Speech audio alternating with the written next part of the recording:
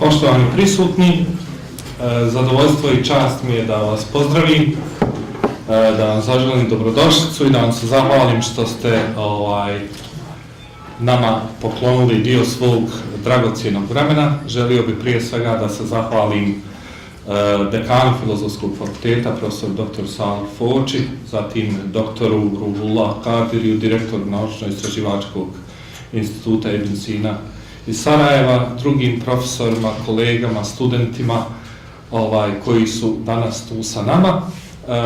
Prije nego što uđemo u sam program, da tako kažem, promocije gdje ćemo imati 3 izlaganja, između ostalog i sam autor će nam nešto na samom kraju reći, ja bih ovom prilikom pozvao dekana, profesora doktora Saliha Foču, da vam se kratko, prigodno na samom početku obrati.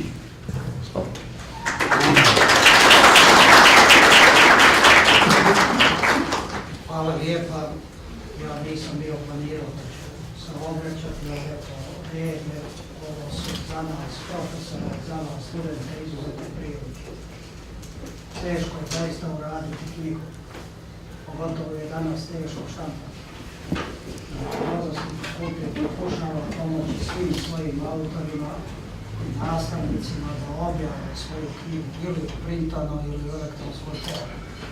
Pogotovo nas raduje što ovako imamo uspješne mlade naše kadre, docente koji ovo svakako, ne bih rekao, naučni početak univerzitetskom školskih tradicija Filozofskog fakulteta. Filozofski fakultet se odlikuje po tome što ima izuzetno veliki broj kvalitetnih nastavnika i saradnika. Po tome on poznati, po tome će on poznati, odnosno postati buduće prepoznati. I u to ime pogotovo želim reći da je ovo jedna mlada katedra na ovom odsjeku, ne pogledamo, pogodimo, da i na ovaj način podržimo i vi znate da je ovdje perzijski jezik, rekao bih, jedan od dominantnih jezika studija Filozofskog fakulteta. Mi ga razvijamo, danas je veći interes. U ranijim periodima kad je bio manji interes, mi nismo dopustili da ukinemo katedru, zaista kad vidimo mlade docente, vanredne i redovne profesore, to je garancija da će ovaj jezik ovdje se nastaviti i da će se razvijati prijateljski odnos između Bosne i Hercegovine i Irana. Želim kolegi Moniru još knjiga, a vama svima da uživamo u predstavljanju ovog djela koji će naši profesori i uvaženi predstaviti svima. Hvala vam.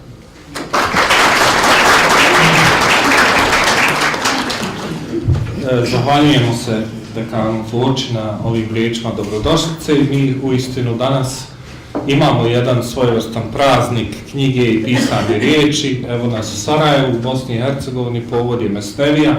To je priča povezanosti Bosne i Hercegovine i Sarajeva i Mesnevije je stara nekoliko stoljeća i to prisustvo i utjecaj Mesnevije u našoj zemlji, među našim narodom i u našoj kulturi ima nekoliko svojih pojavnih vidova. Evo danas smo u prilici da govorimo o jednom doktorskoj disertaciji, o jednom naučnom dijelu koje je urađeno u skladu sa svim savremenim dostignućima nauke o jeziku, a tiče se i u fokusu ima jedan takav, da tako kažem, književni, tradicionalni tekst, kanonski tekst, ne samo perzijske klasične književnosti, već i svjetske književnosti. I ono što posebno vrlinu daje toj knjizi jeste da u stvari sam autor, kao što ćemo vidjeti iz izlaganja naših kolega, u stvari to Mesneviji ne pristupa samo kao korpusu na kome radi, već u suštini, samom autoru Mesneviji pristupa kao jednom autoru koji ima specifičan odnos prema fenomenu višejezičnosti. Dakle, neko ko je taj fenomen uočio i koji ima izrađeno, da tako kažem, izgrađeno vlastito mišljenje kako to pitanje treba tretirati. Ja vam neću oduzimati mnogo vremena, želim samo da najavim naše govornike. Dakle, danas ćemo imati 3 osobe koje će promovirati ovu knjigu. Prije svega obratit će nam se profesor dr. Dženita Havelić, koja radi na katedri za perzijski jezik i književnost i ona će u svojstvu kolege i nekoga ko se bavi lingvistikom i perzijskim jezikom reći nešto određenije od ovih uvodnih napomena o samom sadržaju knjige. Izvolite. Zahvaljujem, kolega. Ovdje se malo dobro, jesam. Poštovani dekane, cijenjeni direktore Naučno-istraživačkog instituta Ibn Sina, poštovani profesori, drage kolegice, kolege i dragi studenti, što vidim da su zaista došli ovdje danas u velikom broju, što me posebno raduje. Sve vas toplo pozdravljam, selam i iskazujem toplu dobrodošlicu. Posebno mi je zadovoljstvo i čast danas promovirati knjigu mog dragog kolege Munira Drkića, Višejezičnost Mesnevi Džaludna Rumija, koja predstavlja jednu dopunjenu i, možemo reći, prerađenu doktorsku disertaciju kolege Drkića odbranjenu na Filozofskom fakultetu. Stoga me posebno veseli da je ova promocija upriličena baš ovdje, dakle na Filozofskom fakultetu, matičnoj kući kolege doktora Drkića.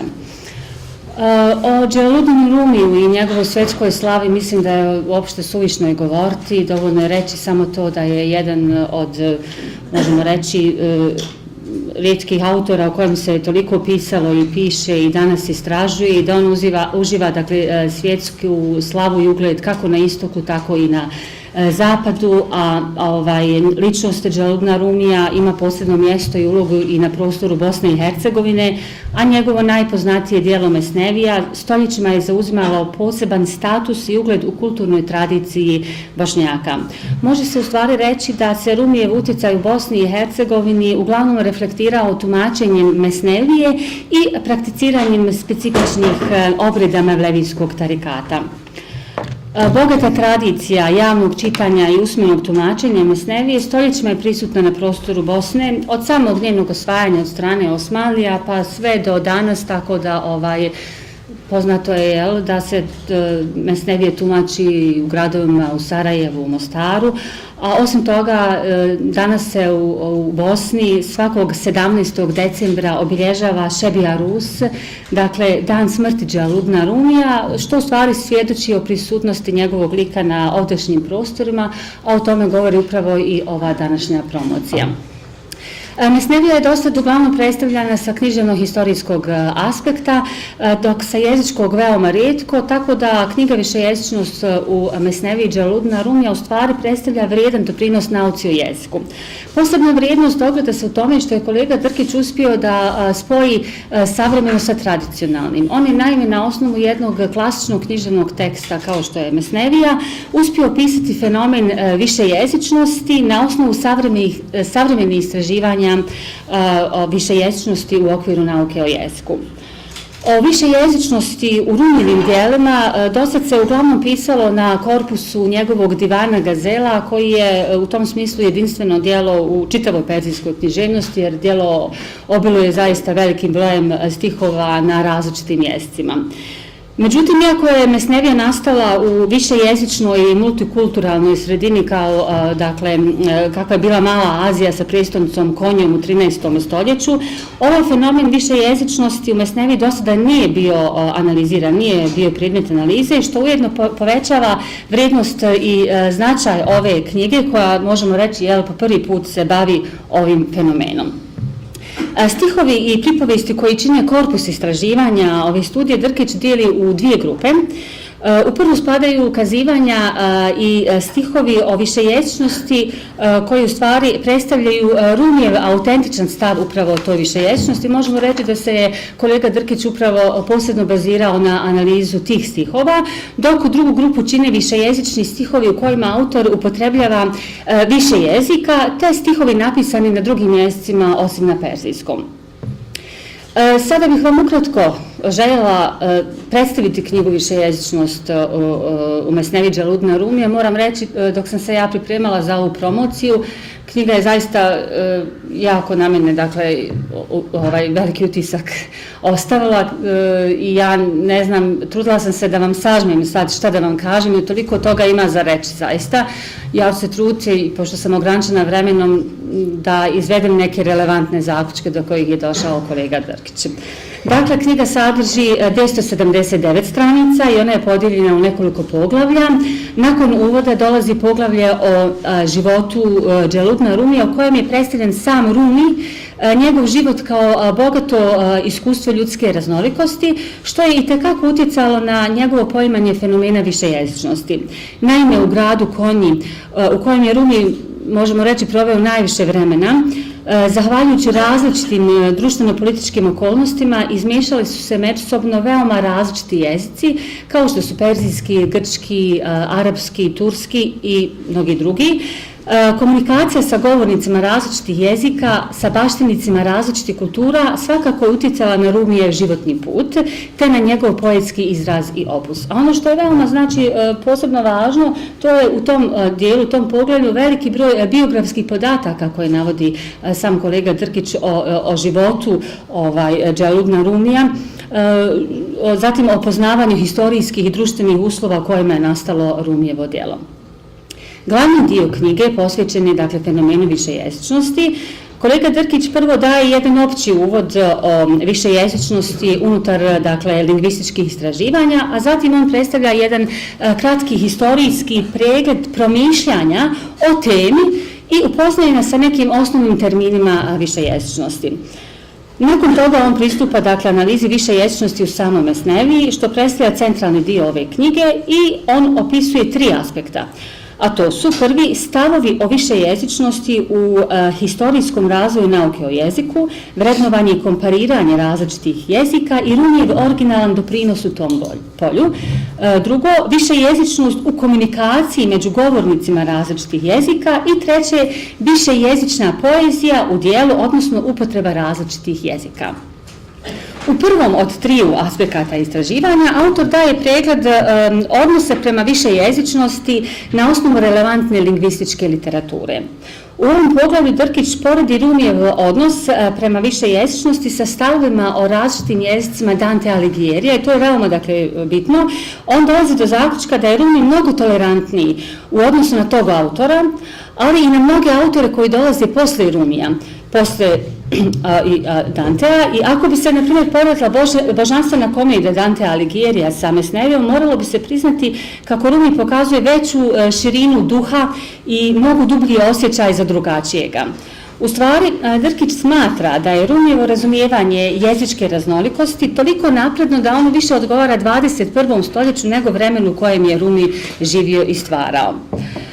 Osim toga, u ovom poglavlju posebno je kolega Drkić ukazao na jezičke sukobe koji su vladali između arapskog i perzijskog jezika od 9. stoljeća pa nadalje, i posebno govori o Rumijevom odnosu prema arapskom jeziku, i to je, dakle, veoma bitno, taj poglavlje.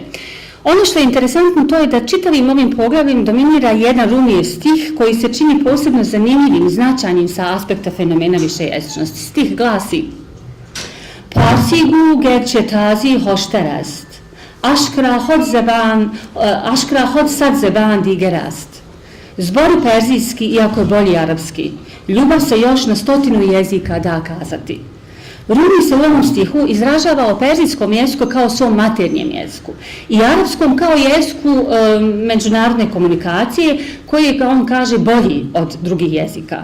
Ali sada se kolega Drkić pita, ako je tako, zašto onda govoriti perzijski kad je bolji arapski? I da bi odgovorio na ovo pitanje, Drkić je ovaj stih podvrgnuo kritičkoj analizi diskursa, čiji je zadatak otkriti tragove ideoloških predrasuda u tekstovima. 2 stvari koje su bitne u kritičkom ispitivanju određenog iskaza su leksički izbor i njegove implikacije, te gramatički izbor i implikacije koje povlači za sobom. Što se tiče leksičkog izbora, Rumi za riječ arapski jezik koristi riječ tazi, uz čije se značenje vežu neke negativne konotacije. Iz toga bi se u stvari moglo razumjeti kako se Rumi predstavlja kao tipičan predstavnik iranske strane u jezičkom sukobu između arapskog i perzijskog jezika, a to nije tačno. Drkić smatra da rezultat provedene kritičke analize daje rezultat koji se, dakle, kosi sa ukupnim stvaralaštvom i idejama Dželudna Rumija, koji se prepoznaje kao autor bezgranične tolerancije i duhovne širine. Osim toga, nigdje nije zabilježeno, niti u jednim studijama, tekstovima, da je Rumi bio privržen perzijskom jeziku do te mjere da je imao negativan stav prema drugim jezicima, posebno prema arapskom jeziku. Posebna vrijednost, po mom mišljenju, ovog poglavlja se ogleda u jednom podpoglavlju koje je Drkić naslovio Rumi i gramatika. Naime, ono što je bitno i veoma važno, to je da je kolega Drkić, dakle, iz cijele mesnevije sabrao stihove, dakle, na perzijskom jeziku u kojima su upotrebljeni termini iz arapske gramatike. Što govori o tome da je Rumi izuzetno dobro vladao arapskom gramatikom. Također, Drkić je predstavio nekoliko zasebnih priča, kazivanja o gramatičarima i njihovim raspravama koje su oni vodili sa drugim ljudima, kao što, na primjer, gramatičari, lađar, mnogo interesantnih priča, iz kojih se vidi da Rumi smatra da gramatičko umijeće nije bitno onoliko koliko sami gramatičari smatraju da jeste. A takav stav upravo o gramatičarima izražavali su neki drugi autori, poput Sadija Širazija, Šamsa Tabrizija, mada je u odnosu na njih neslaganje sa gramatičarima u mesneviji iskazano jasnije i uvjerljivije. Drugi aspekt istraživanja tiče se višejezičnosti u komunikaciji među govornicima različitih jezika, a opet na osnovu nekih kazivanja i stihova u mesneviji. U ovom poglavlju Drkić posebno govori o značaju dijaloga u mesneviji. Naime, mesnevija je puna pripovijesti u kojima jedni s drugima komuniciraju ljudi različitih svjetonazora i različitog porijekla. Bitna karakteristika mesnevije jeste to što dijalozima između likova koji se trude dokazati neke svoje stavove, neka svoja uvjerenja, Rumi nastoji sebe predstaviti kao nepristrasnog pripovjedača. Pored toga, Rumi u svojim kazivanjima pokazuje da se on brine za komunikaciju i nesporazume koji se dešavaju među govornicima različitih jezika. A ta vrsta komunikacije je najautentičnije prikazana u jednom kazivanju o četvorci govornika različitih jezika. Oni su govorili arapski, perzijski, grčki i turski jezik, sukupljenih oko naziva za grožđe. Naime, četvorca ljudi su radili jedan zajednički posao i za taj zajednički posao su dobili platu u iznosu jednog srebrenjaka, odnosno dirhema, i oni su se sada međusobno svađali šta da kupe za taj dirhem, tako da Perzijanac je želio angur. Arap se nije složio s tim jer on želio ineb. Turčin je opet želio uzum, a Grk je tražio estafil. U stvari, sva četvorca su tražila isto, to jeste grožđe koje se govorilo, dakle, normalno imali su oznake u različitim mjestima za označeno i tu se opet kolega Drkić dotakao i da se sira jezičkog znaka, arbitrarnosti, oznake označenog, veoma je detaljno analizirao ovu priču tako što je podveo pod oblik interkulturalne komunikacije te naveo razloge zašto je došlo do nesporazuma u komunikaciji među govornicima. Na osnovu sprovedene istraživanja, Drkić pokazuje da je Rumi veoma dobro percipirao i razumijevao probleme s kojima su se susretali govornici različitih jezika u jednoj višejezičnoj sredini, ali i da je on posvetio pažnju u rješavanju tih nesporazuma. I prema riječima Drkića, to je upravo ono na čemu insistiraju savremene studije interkulturalne komunikacije. Percipirati nesporazume u komunikaciji, ali ponuditi i interkulturalno razumijevanje.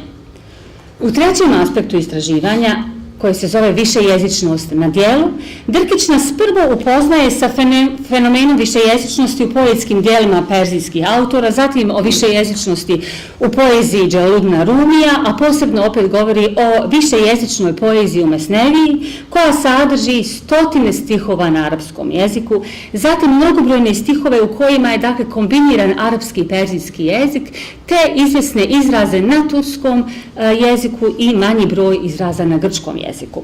U poređenju sa drugim mesnevijama didaktičkog karaktera u klasičnoj perzijskoj književnosti, Rumijeva mesnevija je prepuna izraza, polustihova, pa čak i čitavih stihova na arapskom jeziku koji su parafraza ili pak autentična forma citata iz Kur'ana i dijelova poslaničkih predaja na arapskom jeziku.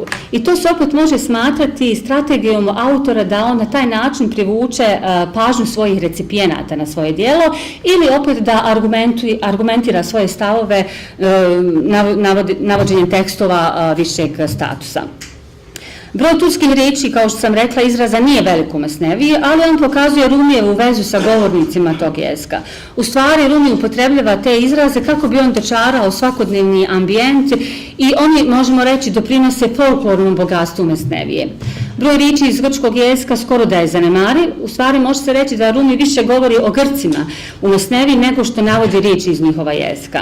Iako ih je izuzetno malo, riječi iz turskog i grčkog jeska dokaz su da višejezičnost u Mesneviji autentično oslikava jezičku situaciju u Konji i općenito u Maloj Aziji koja je vladala u 13. stoljeću.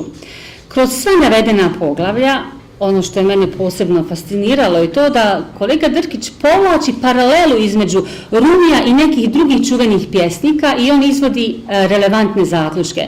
Tako on u svojim istraživanjima poredi Rumija, njegovu poeziju, njegova uvjerenja, shvatanja, stavove sa stavovima, shvatanjima Dantea, Firdusija, Sadija, Šemsa Tebrizija, Ebu Nuvasa, što zaista ovu studiju čini izuzetno vrijedno.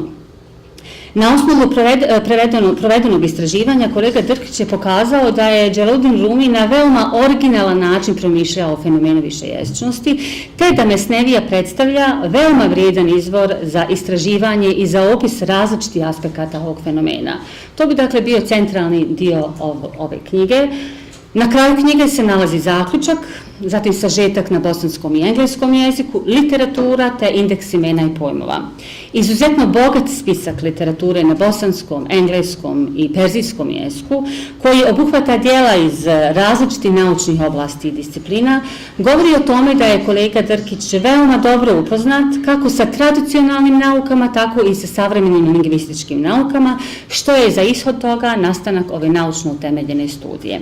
Ja bih na kraju željela da dodam da je knjiga Višejezičnost u Mesneviji Dželaluddina Rumija obogaćena velikim brojem kazivanja i priča interesantnih i stihova koje je autor ponudio u svom izuzetno dobrom prijevodu sa izvornog perzijskog jezika. Ja ovdje moram napomenuti da je kolega Drkić već dobro upoznat sa načinom i stilom pisanja samog Rumija, jer upravo zahvaljujući njemu i njegovim prijevodima mi danas čitamo na bosanskom jeziku mnoga vrijedna Rumijeva djela, kao što su Fihi ma Fihi, odnosno Tajnu uzvišenosti, zatim nedavno izašla Ostrvo Mesnevije, odnosno Džezire Mesnevi, koja je u stvari izbor od 366 stihova iz Mesnevije koji je sačinio Jusuf Sinečak, a ja se iskreno nadam da će taj izbor iz Mesnevije, Ostrvo Mesnevije, biti neki poticaj kolegi Muniru da pristupi prevođenju kompletne Mesnevije sa izvornog perzijskog jezika. Ja se iskreno nadam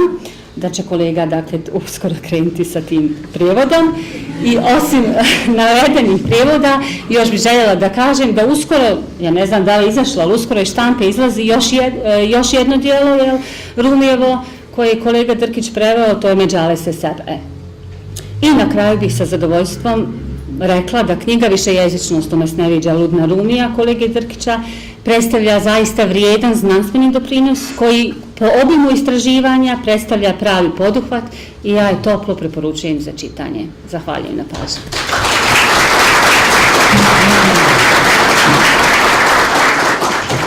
Zahvaljujemo se profesorici Haverić na ovom iscrpnom izlaganju o samoj knjizi. Dakle, ukoliko bismo željeli da tipiziramo te različite vidove prisutnosti Mesnevije u Bosni i Hercegovini i na Balkanu, onda bi sasvim uslovno i proizvoljno mogli reći da najmanje 3 vida prisutnosti Mesnevije možemo da detektujemo. To je duhovno prisustvo Mesnevije, popularno prisustvo u vidu određenih anegdota koje ulaze u naš jezik i u našu književnost i konačno znanstveno prisustvo. I u tom smislu želio bih samo da vrlo kratko napravim poveznicu između ove knjige, doktorske disertacije, dakle docenta doktora Munira Drkića i jedne druge knjige koje je on koautor. Dakle, mi smo u pisanoj tradiciji naših ljudi na orijentalnim jezicima imali jednog autora koji je bio istinski predstavnik tog znanstvenog pristupa perzijskim klasičnim autorima, a to je Ahmed Sudi Bošnjak, o kome su profesor dr. Namir Karahalilović i docent dr. Munir Drkić napisali također u koautorstvu, dakle jednu autorsku studiju, tako da je u stvari ova knjiga upravo predstavlja kontinuitet tog znanstvenog pristupa tekstu Mesnevije evo do današnjih dana. O tim aspektima prisutnosti Mesnevije i različitim pristupima govorit će naš sljedeći govornik, profesor dr. Namir Karahalilović, redovni profesor za perzijski jezik i književnost ovdje na Filozofskom fakultetu, koji je, to treba također posebno istaći, bio mentor dakle ovoj doktorskoj disertaciji, pa je stoga ne samo izbliza, da tako kažem, upoznat sa samim tekstom knjige, već je na izvjestan način i ugrađen u njen sadržaj. Pa ja pozivam profesora Karahalilovića da nam se obrati. Hvala lijepo kolega Zildžiću. Poštovane kolegice i kolege, dame i gospodo, sve vas srdačno pozdravljam i izražavam veliko zadovoljstvo i čast što učestvujem u predstavljanju ove knjige.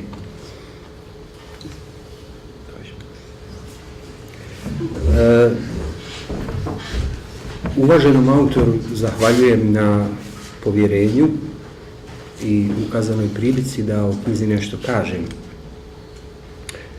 Također se zahvaljujem i cijenjenoj predgovornici, uvaženoj kolegici Haverić, koja je knjigu vrlo iscrpno predstavila i na taj me način stavila u dosta lagodan položaj, da mogu da pričam šta mi padne na pamet. Ali ću truditi se da ne zlorabim taj ugodni položaj u koji sam stavljen. Stoga ću vam vašoj pažnji preporučiti samo jedno pitanje koje uz sve ono o čemu je kolegica Haverić govorila smatram izuzetno važnim. Pri tome se ono ne tiče sadržaja knjige, već njenog značaja za našu naučnu i kulturnu javnost.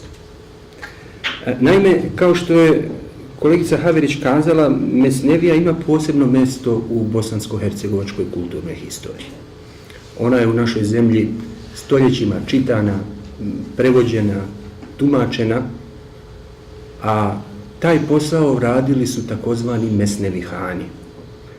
Mesnevihan ili na perzijskom masnevihan je imenica koja doslovno znači čitalac ili možda prije čitač ili recitator mesnevije. Međutim, u ovom konkretnom slučaju, kada je riječ o mesnevihanima u našoj zemlji, pod tim nazivom ili titulom počasnom podrazumijevaju se oni koji su istovremeno i čitali, i prevodili, i tumačili mesneviju. Mesnevihani su mahom bili sufijski šejhovi, dakle starješine ili prvaci sufijskih bratstava, koji su u isto vrijeme i znali perzijski jezik. U daljoj prošlosti mesnevihani su bili između ostalih i pojedini bošnjački književnici koji su pisali na orijentalnim jezicima, poput Derviš Paše Bajezidagića ili Fevzija Mostarca, a u novije vrijeme znamenite ličnosti kao što su Džemaludin Čaušević, Fejzula Hadži Bajrić i Halid Hadži Mulić. Ja naravno spominjem samo neke od njih. O ovom pitanju tradicije mesnevije u našoj zemlji moglo bi se naravno govoriti opširno i naširoko, ali cijeneći vaše vrijeme i strpljenje, dopustite mi da se od tog pitanja sada udaljim i kažem nešto što možda i neće zvučati baš prigodno i svečarski, ali bez ikakve patetike i preuveličavanja naprosto smatram svojom dužnošću i obavezom da to uradim.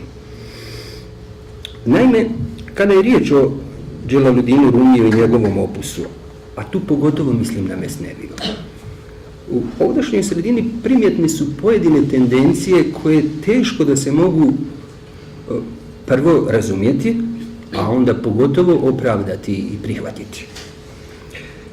Čitajući određene tekstove i prateći pojedine javne istupe, stekao sam dojam da se bavljenje Rumijem i mesnevijom ponekad smatra ekskluzivnim pravom, gotovo privilegijom, i to određenih vrlo uskih krugova.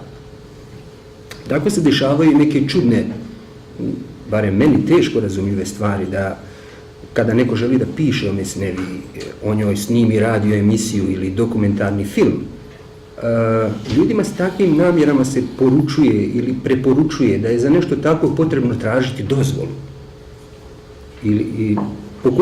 na takve namjere gleda se s podozrenjem ili ih se čak pokušava odvratiti od takvih namjera.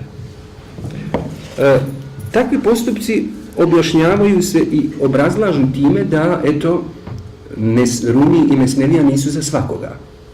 Da samo određeni, odabrani ljudi jesu u stanju shvatiti Mesneviju i njene poruke. A pri tome, upravo iz takvih krugova nerijetko pristižu vrlo jasni signali o, kako da kažem da to ne bude preošto, posvemašnjoj površnosti, pa čak ako hoćete i elementarne neupućenosti. Tako se, na primjer, od onih koji zagovaraju ekskluzivno pravo na bavljenje Mesnevijom, ponekad u javnosti mogu čuti pripisani Rumiju stihovi koje vjerovatno mnogi od vas i znaju, a oni glase: dođi, mako bio, ako si kršćanin ili vatropoklonik, makar i 100 put prekršio pokajanje, a ne obećanje, i tako dalje. I tim se stihovima ilustrira Rumijeva tolerantnost, njegova otvorenost za drugog i drugačije, za druge i drugačije.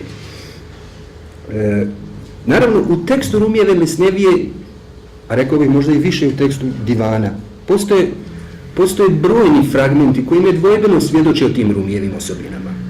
Međutim, stvar je, rekao bih, problem je u tome što navedene stihove nije napisao Rumi. Oni su nastali skoro 2 stoljeća prije njegovog života, a napisao ih je jedan drugi velikan perzijskog pjesništva i sufizma, duhovni učitelj, veliki gnostik i pjesnik Ebu Seid Ebul Hajr. Ovakvih i sličnih primjera površnosti i improvizacije kada je riječ o Rumiju kod nas u pojedinim krugovima ima poprilično mnogo. U valjanim primarnim izvorima koji govore o Rumijevom životu ne postoji niti jedno svjedočenje o tome da je Rumi svoju poeziju i svoj nauk smatrao namijenjenim isključivo određenom krugu recipijenata, a da svi ostali izvan toga kruga treba da budu uskraćeni za njih, ili da im je u najboljem slučaju potreban neki posrednik, tumač koji će objašnjavati Rumijev ezoterijski nauk i njegovu poeziju. Osim što nije ništa manje važno, svoje govore iz kojih su proizašla pojedina Rumijeva prozna djela, od kojih je recimo spominjane tajne uzvišenosti zapravo prozni komentar pojedinih dijelova Mesnevije, Rumi je držao javno pred slušaocima različitog obrazovnog nivoa, nejednakih spoznajnih mogućnosti, ali on u tom smislu nikada nije postavljao nikakva ograničenja. Uzgred, da, kolegica je spominjala djelo tajne uzvišenosti, na bosanski je preveo upravo naš kolega, autor knjige o kojoj danas razgovaramo. Naprosto, čitav Rumijev život, pa i posljednji čin njegovog prisustva na ovome svijetu, a to je njegova dženaza, kojoj su, kako nam govore Rumijevi biografi, historičari književnosti, nazočili pripadnici različitih etničkih skupina, pripadnici različitih društvenih slojeva, sljedbenici različitih raznolikih religijskih tradicija. Dakle, čitav Rumijev život svjedoči upravo suprotno, da je on svoj ezoterijski, tesavovski nauk, svoju poeziju smatrao namijenjenim svima, kako onima koji su dijelili njegove duhovne, svjetonazorske i književno-estetske vrijednosti, tako i onima koji nisu bili njegovi istomišljenici. Stoga nema nikakve dvojbe oko toga, a to govorim prije svega radi naših mladih kolega studenata, da svi koji to žele imaju pravo, a oni koji su u stanju čitati i razumijevati Rumijeva djela u njihovom izvornom obliku na perzijskom jeziku, u tom smislu imaju i obavezu, akademsku i intelektualnu svakako, pa ako hoćete i moralnu, da Rumijeva djela čitaju i prevode, o njima razmišljaju i pišu i na taj način prenose drugim ljudima, ne kažem tumače, prenose Rumijeve univerzalne, vanvremenske, svevremenske, kako god hoćete, vrijednosti i poruke. Opus Dželaludina Rumija već se decenijama, zasigurno i više od jednog stoljeća, izučava na akademskom i naučno-istraživačkom nivou, na univerzitetima i institutima širom svijeta. I nema uistinu nikakvog razloga da tako ne bude i kod nas. Šta više, upravo zbog tradicije mesnevije o kojoj je danas bilo riječ, smatram da je obaveza bosansko-hercegovačke iranistike u tom smislu zapravo još i veća. Ova knjiga, uz ranije objavljenu knjigu kolege Nevada Kahterana, koji do duše na Rumija ne gleda iz filološke, već filozofske perspektive. Dakle, ova knjiga uvodi Dželaludina Rumija, i to, rekao bih, na velika vrata u bosansko-hercegovačku akademsku zajednicu, u našu orijentalnu filologiju, a prije svega naravno u našu iranistiku. Nadam se da ona označava početak prevazilaženja spominjanog stanja, odnosno postojeće svijesti o nekakvom ekskluzivnom pravu na Rumija i njegovo djelo, te da će objavljivanje ove knjige potaknuti i nova istraživanja o Rumiju i njegovom spisateljskom opusu, i to iz različitih uglova, različitih znanstvenih perspektiva. U nadi da će tako zaista i biti, sada i javno čestitam uvaženom kolegi Drkiću, a naravno čestitke sljeduju i izdavaču, odnosno suizdavačima knjige našem fakultetu i Naučno-istraživačkom institutu Ibn Sina. A svima vama iskreno zahvaljujem na pažnji i strpljenju. Živjeli!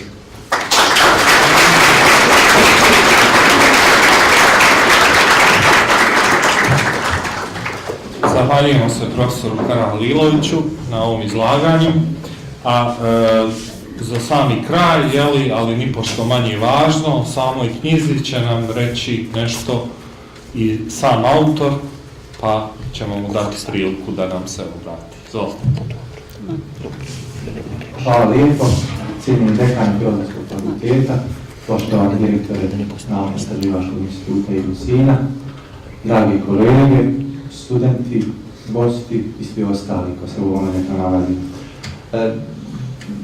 Želim vam svima dobrodošlicu, iako je malo kasno da se izražava dobrodošlica, ali nisam prije dobio riječ u svoje lično ime. Jako mi je drago što ste se skupili u ovolikom broju i neću vam oduzeti još puno vremena. Ovo što su pričali moji prethodnici, cijenjeni promotori, podsjeti me na jednu priču, anegdotu o Nasrudin Hodži. Kada je on pošao na pijacu da prodaje kravu, a krava bila puna falinki i nedostataka, i stao Nasrudin Hodža i počeo govoriti da krava ne daje puno mlijeka, da je grbava, stara i tako dalje i tako uredno. Počeo govoriti istinu čovjek. Naravno, niko se nije za kravu interesirao, a onda naiđe jedan posrednik i kaže: šta to pričaš? Daj meni tu kravu, sad ćeš vidjeti kako ću je ja prodati. Uzme on kravu, Nasrudin se odmakne i on počne govoriti: krava dobra, daje puno mlijeka, sluša i tako dalje. Ljudi se počeše okupljati, a Nasrudin Hodža priđe, kaže: kad je ona tako dobra, neće ja nju ni predavati. Sad tako da bi najbolje bilo, ja ništa ne pričam, ovdje sad što su kazali, ovo nije dobro, može i prije i više od toga. Ja ću veoma kratko kazati nešto možda o svojim motivima da se pozalovi ovom temom, zaista veoma kratko. Neću vas puno zadržavati, neću vam puno dosađivati time. Višejezičnost je fenomen star koliko je ljudski rod, ili možemo samo malo manje od toga, ali su istraživanja fenomena višejezičnosti relativno nova pojava, posebno u nauci o jeziku, to jest lingvistici, kao i u nekim drugim oblastima ona se širi.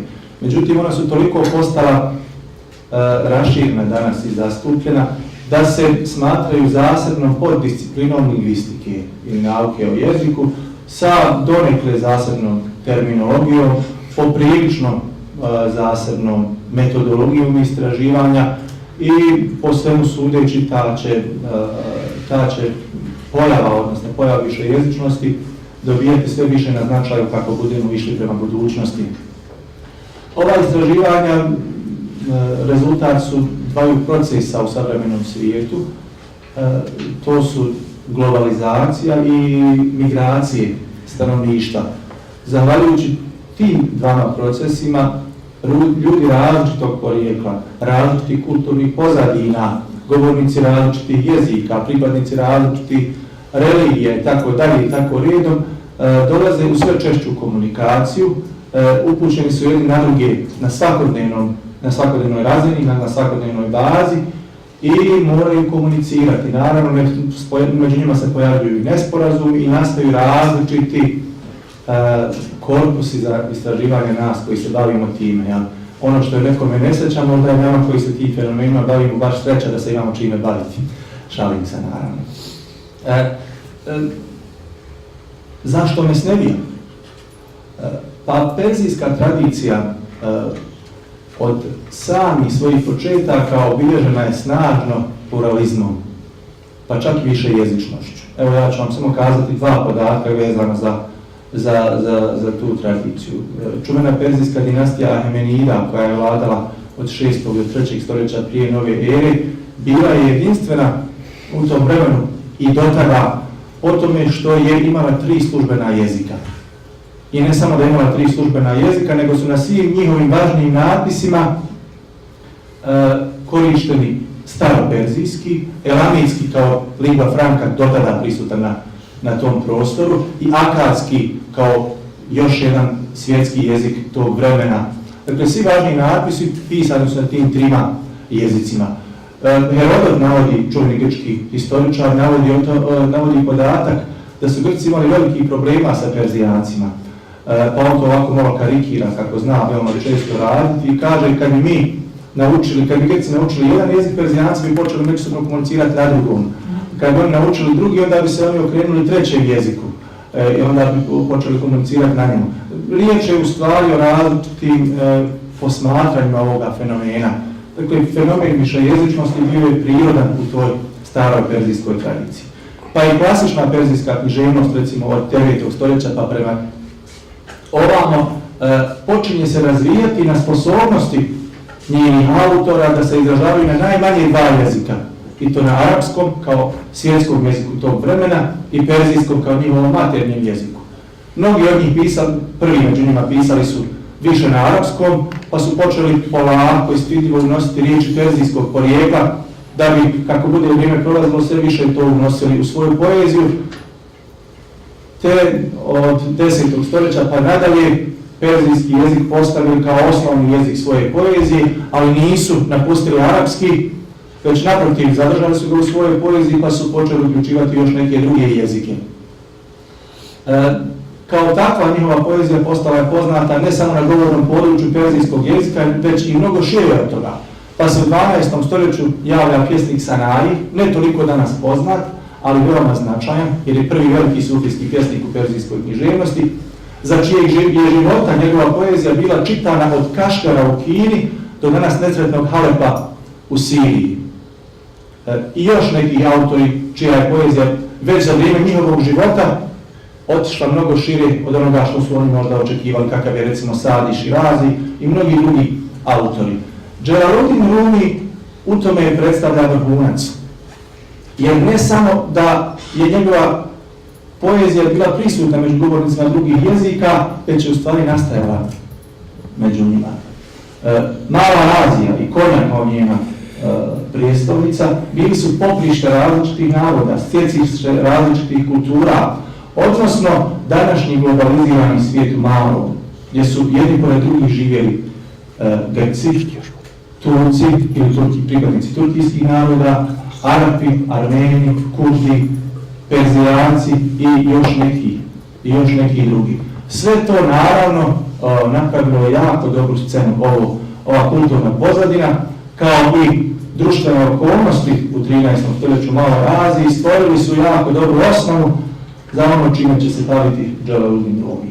Zašto baš ova 3 aspekta? Prvo, bilo je potrebno ukazati na značaj ovoga fenomena u njegovom historijskom aspektu. Inače, historijski aspekt fenomena višejezičnosti smatra se jednom od dobrano zanemarenih tema unutar istraživanja višejezičnosti. Ja sam na taj način htio doprinijeti ovoj vrsti istraživanja, ali se uglavnom ponavlja ime Dante Alighieri i njegovog djela De Vulgari Eloquentia ili Nauka o pučkom jeziku, kako je ono u Zagrebu prevedeno 1999. kao prekretnice u okretanju pažnje sa dotad neprikosnovenog latinskog na narodne govore prisutne u Europi. Moje istraživanje pokazalo je da je Jalaluddin Rumi mnogo bolje promišljao o ovom fenomenu nego što je to činio Dante Alighieri i da mu zbog neznanja, pomalo nepravedno, uskraćuju mjesto kako bi mu se možda trebalo pokazati u historijskim pregledima višejezičnosti, pa čak i u historijskim pregledima lingvistike. U drugom aspektu istraživanja ja sam se pozabavio konkretnom komunikacijom među govornicima različitih jezika, odnosno pripadnicima različitih kultura. Iako Jalaluddin Rumi ne operira terminima interkulturalne komunikacije, etnocentrizma,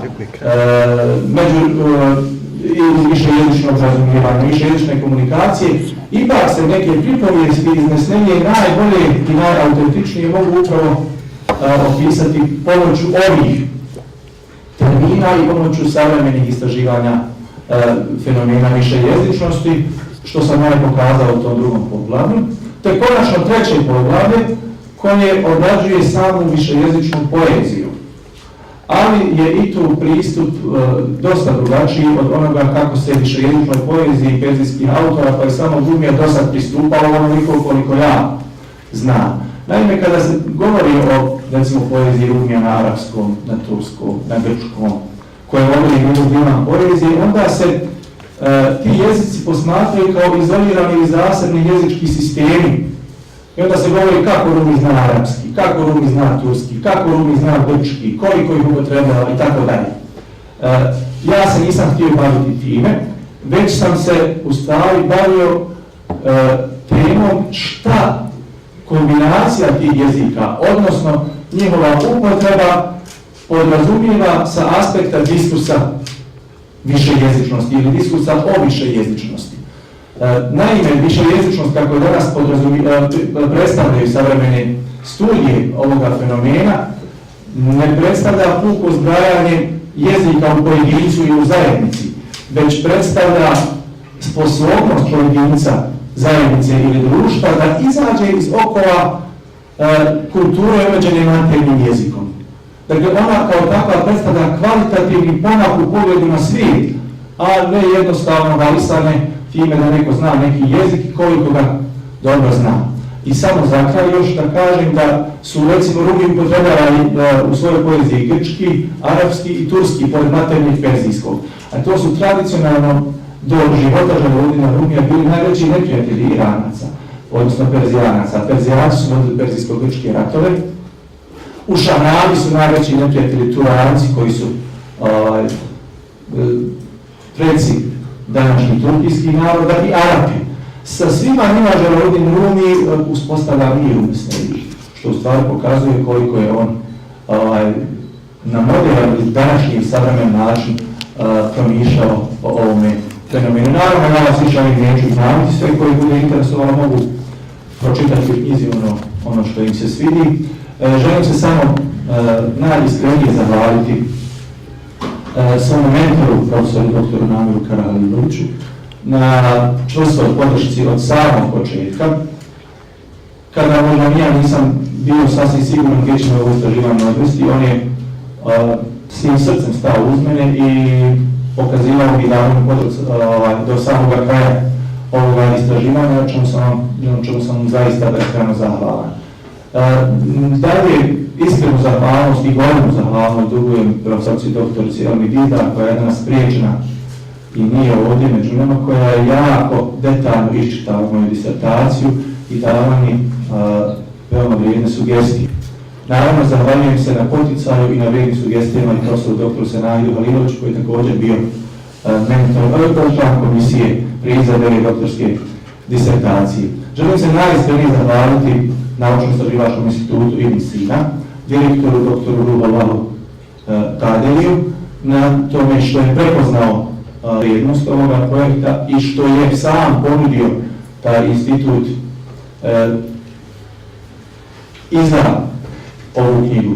Zahvaljujem drugovi gospođi Hajri Polovina koja je uradila jako dobru korekturu teksta, te Sredin Hođić koja je koordinirala među svima nama. Naravno, od toga nimalo manje važno nije to što je suizdavač ove knjige Filozofski fakultet u Sarajevu.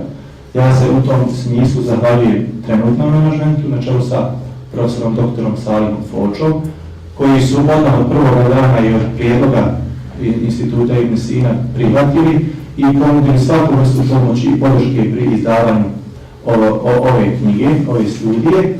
Naravno, prije toga studija je nastala na ovom fakultetu za vrijeme bivšeg menadžmenta, na čelu sa profesorom doktorom Ivom Komšićem, i to ne smijem i ne trebam zaboraviti, a sama ideja o pisanju ove knjige, odnosno o izradi preradi ove teme, javila se kada je na čelu ovog fakulteta bio profesor dr. Srebrn Dizdar. I u nekoliko razgovora s njim imao sam priliku zajedno boraviti na jednom putovanju. Također sam dobio punu podršku i stvarni poticaj da se time pozabavim. Tako da se moram zahvaliti trojici dekana, jednom sadašnjem i dvojici bivše, na tome nadam se da to nije puno. Hvala vam što ste došli i nadam se da će vam se isplatiti ono što ste došli. Hvala vam.